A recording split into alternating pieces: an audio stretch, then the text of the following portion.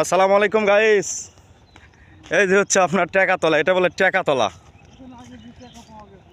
এটা বলে টাকাতলা। যাই হোক, কী কারণে নামকরণ করা হয়েছে সেটা জানি না, কিন্তু আসলে কি আদৌ কি টাকা পাওয়া যায় কি যায় না, তো আপনারা ভিডিও দেখতে থাকেন। আমরা ভিতরে 30 বছর আগে এখানে বস্তায় বস্তায় টাকা পাওয়া গেছিল, তাই নাকি?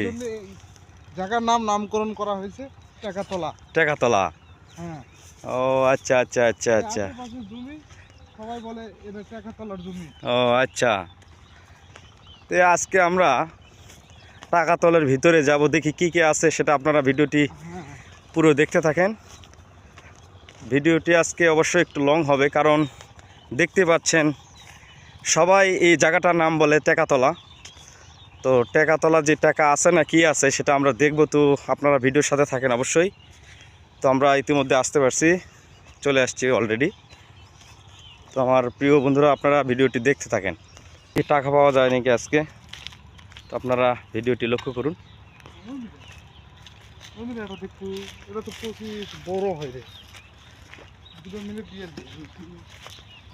কই টাকা কই? না খালি আগুন দিয়ে পুড়ে ফেলে দিয়েছে সব। এখানে কবর হইতেছে, এটা সব কবর। ও আচ্ছা আচ্ছা আচ্ছা, কোটে আপনার টাকা দেখি আরো ভিতর ঢুকি আমরা। হ্যাঁ, কই টাকা? এটা তো মানুষের যাতায়াতের মতো রাস্তা হয়ে গেছে প্রায়।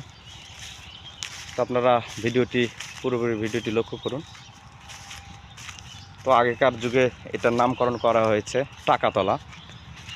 তো কি কারণে করা হয়েছে সেটা আমরা নিজেও জানি না। তো কিছু কিছু জায়গা আছে যে আগেকার লোকেরা নামকরণ করে রেখেছে। তো আমার প্রিয় বন্ধুরা, এই হচ্ছে টাকাতলার অবস্থা। টাকাতলায় শুধু পাতা আর পাতা, কোনো টাকা নেই, গাছের অজস্র পাতা।